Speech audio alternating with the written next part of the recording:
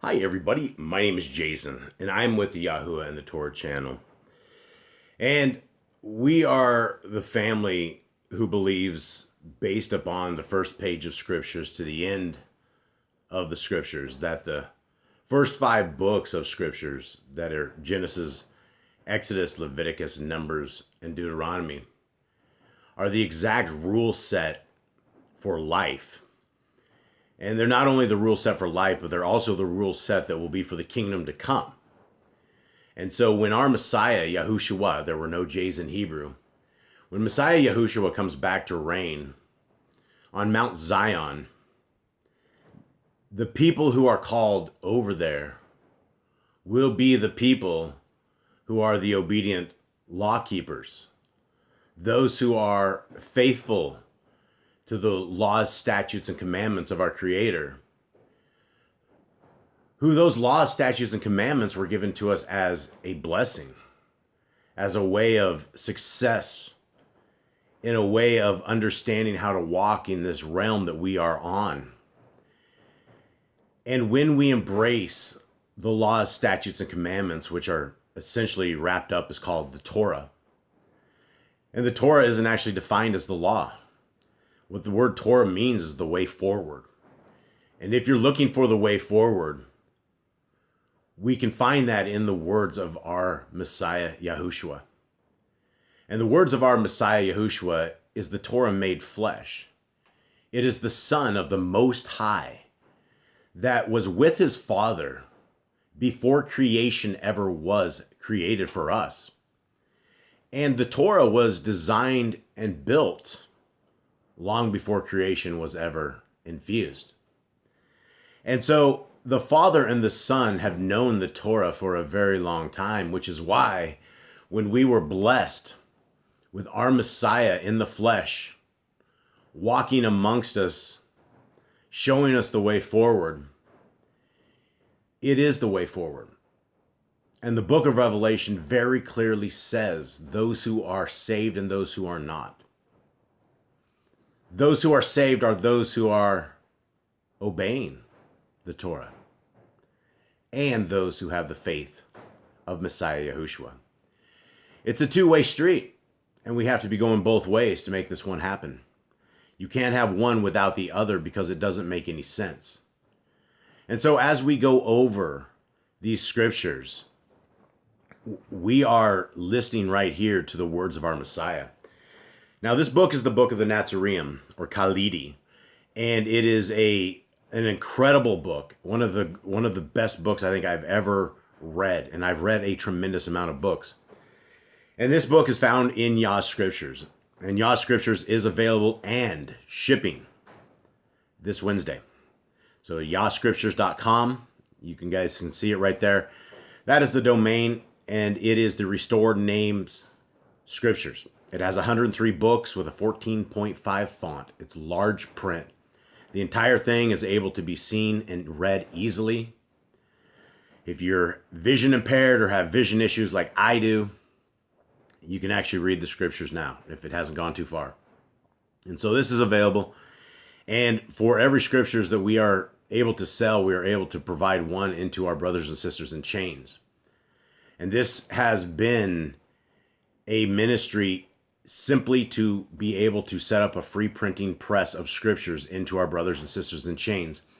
And the value is amazing because you will get all of the Tanakh, you will get all of the Besorah, you will get all of the prophets, you will get all of everything with all the forefathers and everyone's names restored. And then you also have the Apocrypha. And it starts with the books of Adam and Eve. They've been completely restored. Everything in this scriptures has been built with love. My family and I spent a very long time with hundreds of thousands of man hours put into this to be able to restore this and bring this to you guys. And it is the greatest English translation you guys will ever find. And the very last book in this book is the book that we're reading right now. And it's called the Book of the Nazarene, or the Book of Khalidi. And so as we get into this, I would like to basically welcome you guys to this reading, and I will go through it to the best of my abilities and try to find the deeper meaning, as this has become quickly one of my favorite books that I've ever again read. And I read it on Shabbat, I read it during the day, I read it a lot, and I try to read it very, very slowly because there's so many truths in this. There's so many different changes I have been making to myself as I start to look at the broader picture of the Torah and what it really truly means, and how we can't just look at one particular piece without understanding the entire thing. And I've learned so much from this. This is why I'm very, very excited to read it with all of you guys and to find the truth of our Messiah, because our Messiah is an incredible leader. He's an incredible, courageous man. Not a man, but the one who walked with us as a man. The one who walked the Torah perfectly and became that acceptable sacrifice that he has been able to break the curse of the Torah, which is spiritual death. And so with that, let us begin in chapter 4, verse 19. And this is, again, the app you're actually seeing on the screen will be available for free very, very soon as well. All of these things are coming together. It's only for Google. We are looking to see if people are interested in the iOS version of this. And if you guys are, please let me know, because we're getting ready to put a build out for that as well. But this will be all free. So, guys, here we are. And then when we're talking about Talmud and we're talking about Yahu and Yahushua, we have Yahuwah and we have Yahushua in their Paleo Hebrew. And you can see this here. Now, Talmud is not a Jewish thing. This is actually disciples. It's not Talmud, which is the Jewish set of oral Torah that they carry around. This is not that. But this is the Talmud. So it says, the disciples then said, tell it. And they're talking to Messiah Yahushua. Tell us where we may find Yahuwah and truth. Yahushua said, you have the Kodesh books and my words. Now, the Kodesh books are the Torah. Genesis, Exodus, Leviticus, Numbers, and Deuteronomy. So our Messiah tells us where we can find truth. And we find truth in the Torah, and we also find truth in his words, which is absolutely, completely true. Because there is not a word of his that ever trumps the Torah. There's nothing that ever that gives us not to do something. It expands. Messiah expands upon these words of the Torah and gets us a broader understanding of what it's like. Now, turning into verse 20, it says this. Turning to the others, he said, this man is like a beggar who all his life stood under a fig tree. More than anything, he desired to be rich, but he remained always poor and dressed in rags. Like all men, he came to his hour, and those who buried him dug his grave at the place where he had spent his life. When the earth under the tree was opened up, it exposed a treasure of great price, gold and jewels, right under the spot where he had been begging. How easy it would have been for that man to be rich. One of those to whom Yahushua spoke said, then all we have to do is read and listen, assimilating the knowledge gained. Let's go back into 20 real quick before we get this. Because, my friends, we are all this beggar. We are the person in this parable. Because we can simply dig down, and when we dig down, we can find the truth. And the truth is in the Kodesh books. The truth is in the laws, statutes, and commandments of our Creator. That is where the only truth is. That's the only place that we can ever define what sin is. That is the only place that we have a moral compass that tells us right from wrong, blessings and curses, and the way forward. Now, we can dig down and we find this great prize right now in our lifetime, and we're absolutely rich. Guys, those who found the Torah, those who found the ways, the kingdom ways, and the ways of our Creator and the ways of his Son, we're rich. Guys, look how good we have it because we have opened our eyes and we have opened our hearts and we have opened our ears, that we're able to see and able to hear, and that there is a different way, a way that's opposed to the world, a way that's opposed to everything that we grew up in the Babylonian culture that we're in. We all grew up in Babylon, and this is what we need to do, is we need to come out. When we dig down under that tree, when we get that great prize of that Torah and we change our life and change our destiny and change everything we have forever, that's riches, my friends. That is riches. Now I'm going to reread 21. One of those to whom Yahushua spoke said, then all we have to do is read and listen, assimilating the knowledge gained. Yahushua said, there is danger even in this. Consider a snake catcher who going among the rocks sees a snake well worth catching, but in his haste grabs it by the tail instead of behind the head, so it turns and bites him, causing his death. Did he die because of his calling or because he grabbed the snake wrongly? Was he not wrong in his approach rather than in what he did? It is even so with those who know the Kodesh books from end to end, but handle them wrongly. And these are things that I look and I can see the mirror in this. And I see a tremendous amount of what I thought I knew in the strictness of what I knew as in the Torah. I don't handle a lot of things right when it comes to understanding the greater part of the Torah. And this is why this book is such an incredible book. I've been trying to chisel myself out by reading what Messiah says and how he talks about this. 23 says, be humble in your knowledge and not puffed up, but be aware of the snare of false humility, right? And a lot of folks, even, you'll look at these 501c3 preachers who think they have the answer, who think they have the way, and you have the entire groups of religions who follow these people, and they worship on the wrong day, they eat the wrong food, they do things opposing to scriptures, they are just doing everything the scriptures tells us not to do. And they think they know this, and they're puffed up. And a lot of people in Torah community get this as well. And I've seen this ever since I've been here, is that it feels like a lot of the Torah community always has these donate here, donate to this cause, donate here. It's like if you want to get this knowledge, they feel like you need to donate. And I've always been opposed to things of this nature, and I know a lot of folks use it for a lot of good, but I also know a lot of people use it for a lot of bad. And that's one of the reasons that we don't have a donation thing. We don't have a way to donate to our family. There's no way to fund this channel. We don't make any, there's no way to make money from this channel. We don't do that. There's t-shirts. You could get a t-shirt that has the name of Yahuwah, but that is the only thing that you could possibly get from us. And so that's where we got to be very, very careful, because once you have the knowledge, once you have the Torah, once you have the way forward, the word can't be sold. It's got to be told. And that's another reason that Yah Scriptures, that everything with Yah Scriptures is free. The PDFs, you guys can download this exact same book absolutely free of charge at yahscriptures.com. Click the download, then click the Apocrypha. And the entire Apocrypha is there. There's a bookmarks inside of it. You can go right to the bottom. You can read along. You can read it on your own. It is an incredible book. But it's all free, right? We can't be making money on the gift that we have been given, is my entire point. Now, continuing on, 24. One said to him, Adonai, what is false humility? Yahushua said, a man was told that if he could learn humility, he would become perfect. And desiring perfection in himself above all else, he diligently studied everything related to humility. Then there was nothing about it he did not know. However, one day a man said to him, what has your humility gained for you? Where have you benefited?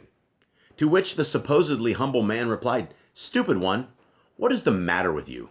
For can you not see that having learned humility, I am now a perfect man? Hard stuff to grasp, right? No matter what we think that we know, we really don't know a thing when it comes to the greater things of the spiritual realm. There's just so much more to it than what we've ever been led to believe. And even just reading regular scriptures, when we get into these Apocrypha books, there's just so much more. 25. About this time, Yahushua came upon two Talmudim arguing as to which of his teachings should be retained in their hearts. Yahushua said, your argument can be likened to two wives, one old and one young. The old one kept pulling out the dark hairs on her husband's head, while the young one kept pulling out the white hairs. So he became bald, having no hair at all. Then both women said, behold, we have a bald-headed husband. See, these are things that you really have to think about when you're reading this particular book is most everything is in parables. And the one thing that we understand from Messiah is that he tells parables over and over and over and instructs his disciples to tell them over and over and over in different ways, but making sure the point is always the same. And so here we have one old woman, we have one young, and we have the old one taking out the dark hairs, right? Because she's old, right? And then you have the other woman that's the young that's pulling out the white hairs, and then they balded the man. And their statement is absolutely correct. We have a bald-headed husband based upon their own doing. 26. One day, a Talmud who had been to buy provisions returned, saying, I took down a diligently prepared book of sayings, delightful to the ear, but men took it from me and tore it apart. Surely the wrath of Yahuwah will strike them. Hearing this, Yahushua called the man to him and said, a girl once diligently collected colorful seeds and threaded them into a necklace. But when she put it on, a youth came along and pulled it, scattering the carefully gathered seeds. She ran to her father, expecting him to chase the youth and chastise him, but the father did nothing. Later that evening, he gave her a beautiful necklace of rare gems which he had bought earlier, intending to surprise her. Then she knew why he had not bothered with the youth or been concerned about the necklace of seeds. See, a lot of things, guys, in our lives, we don't know the bigger picture. But what we do know is the Creator has us in the palm of his hands, and that if we're worried about ourselves, look at the birds of the field, look at the flowers, look how they're beautifully adorned, look at how our Creator takes care of everything. And are we as humans, one of his hopefully greatest designs, are we not better with our souls that he wants to take care of us? And so sometimes we have these necklaces around our neck, or we have something we really, really like, and it gets ripped right out of our hands and it gets thrown to the ground, and we don't understand why. And we pray and we ask Yah, we ask him like, why, Father? Why? What happened? And we don't understand. We don't understand it. But a few weeks later, something comes by and your entire life is enhanced. Something happens that dramatically changes your entire existence. And then you just look and you're humbled and you go, wow, our Father, he had this entire situation in his hands. He knew. He knows the future. What are we worried about? We should be worried about obedience. We should be worried about seeking that kingdom road where we can keep the Creator of the universe happy with our actions, obedient children, the same way that we're happy when our children are obedient. That's what our Creator is looking for. He's looking for obedience. 28. Yahushua said to those about him, many things befall you and life is difficult, but so life is meant to be. Only timber well seasoned is fit for the carver's hand. Wow, just in that simple verse right there, right? Life is going to be hard. It's meant to be. This is the design of our Creator with the understanding of his Son telling us that this isn't supposed to be easy. The path to success, the path to the kingdom it's not for everybody. In fact, scriptures tell us over and over that many are called, few are chosen. The gate it's a narrow gate with wide path to destruction. Why do we hear these things over and over and over? And we don't understand why we're being tempted and tested and our lives are being torn apart. It doesn't make any sense, but you know what? It does make sense because the best is yet to come. And we have to weather these trials and tribulations, and we have to do it in joy and praise and love for our Creator who has all things in his hands. We're meant to be tested, guys. We're not going to make it unless we are tested, so buckle up. And you know that Ha-Satan hates Torah keepers. The book of Revelation says he wages war against them. That's who he is. He hates us because we love our Father and he hates him. He's a rebel. He's a scumbag. And you know what? He's going to get what he deserves. And he can reign for now. He can have his thing. He can take the souls he wants. But there's a few of us who've decided we're not going that path. We're not going to stick with the world. We're not going to do this because, you know what? There's a eternity awaiting us. There's a different world, a path of people who are obedient to our Creator, a group of people who love each other, who love the ways of our Creator, who love his appointed times, who love his Torah commands. That's the kingdom. That's what we're talking about. The kingdom is not going to be those who are chowing down on their pork rinds as they sit there and hope for the bus of rapture to get them. It's not going to be like that. Continuing on, 29. A carpenter once sent his 2 sons to the forest to cut timber, and they came upon a mighty tree, one without branches, going straight up, with sound, well-grained wood. One son said, "This tree is too big. The task of cutting it, too difficult. Let us find another which is easier to deal with." The other said, "No, let us take only the best." But the first one goes further into the forest and comes upon a tree partly rotten and soft. Now he with the rotten timber returns first, while the other comes 2 days later. If the carpenter be wise, he rejects the timber brought in and chastises his son, rewarding the other when he returns. But if the carpenter is pleased with the first son's early return, accepting the timber and building with it, placing it as a beam support, so the upright post breaks and the beam falls, killing a man, how shall the blame be apportioned? The easy way is rarely the best. Guys, this is gold. These are diamonds falling down from the sky for us, guys. This kind of stuff right here, guys, this is about not taking the easy path. This is about not being lazy. This is about the first commandment bearing fruit, right? We want to be fruitful in everything we do. And if we do it the lazy way and with something that we do, it doesn't matter if it's a piece of wood breaking or anything else that we do. If we do it the wrong way and it ends up killing somebody, how is the blame apportioned? Who's going to be blamed? Guys, we are judged by the Torah, and we will be judged by the things we do and the things we have not done.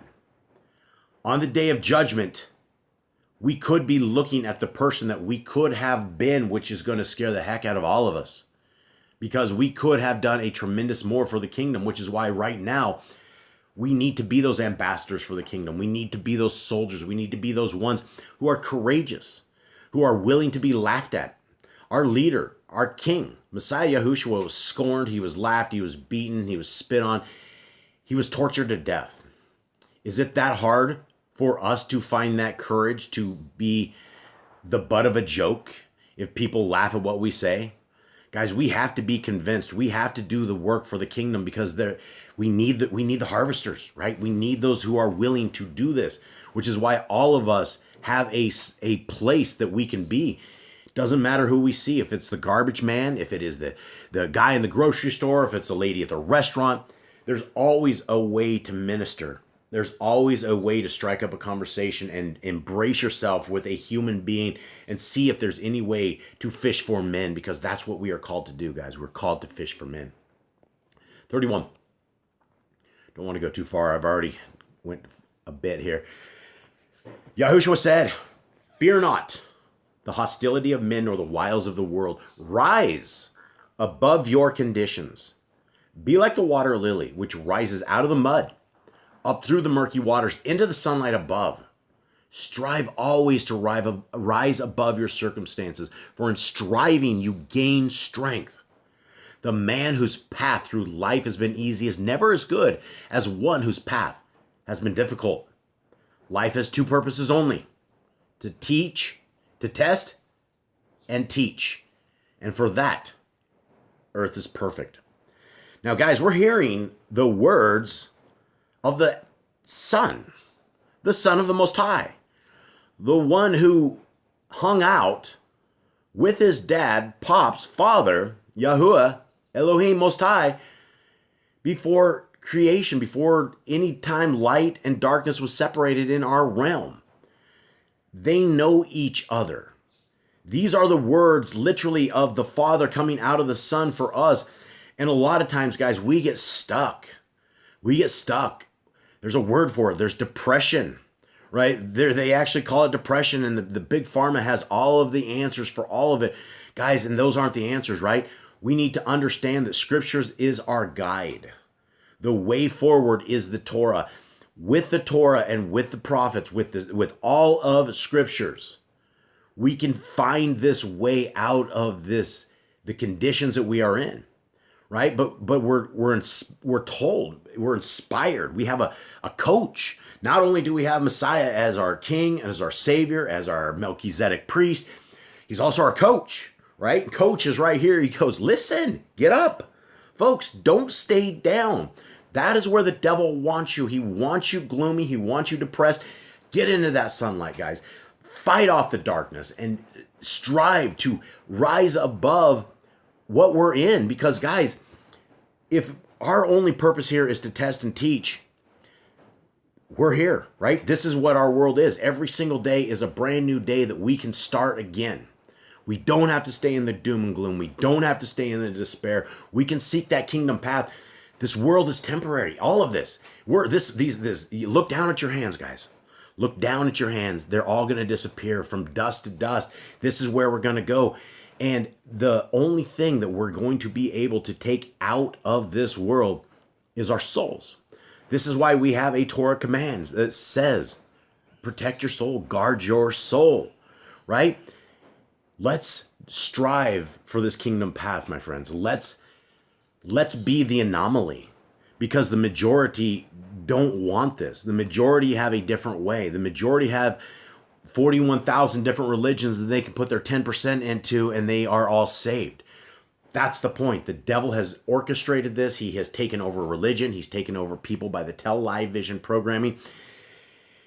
And we are told to rise above this and rise above our murky conditions. Guys, so I want to keep this as short as possible. I love you all. I hope you guys have a wonderful day. I hope these readings inspire you as much as they inspire me. As you guys can tell, I'm all fired up over these readings. They bring life to a lot of unknown darkness that I've had in my life, and understanding of this, of who our King and who our Messiah really is, and what it's going to be like in this world to come. In this kingdom to come, guys, it's going to be obedient people. People who are anxious for the Torah, anxious for the appointed times, anxious for a society where the people are righteous, Kodesh. And those you won't find in religion. Guys, religion in of itself make people a very dangerous people, because nobody takes from the front of the book to the end of the book. Every religion takes the pieces out that they want. And if you don't have the Torah, if you don't have the laws, then you don't have a moral compass, and you will be capable of doing anything. And that is what the Torah is there for, is to guide us and to lead us into the kingdom to come. With that, guys, I love you all. Have a great day. I'm out.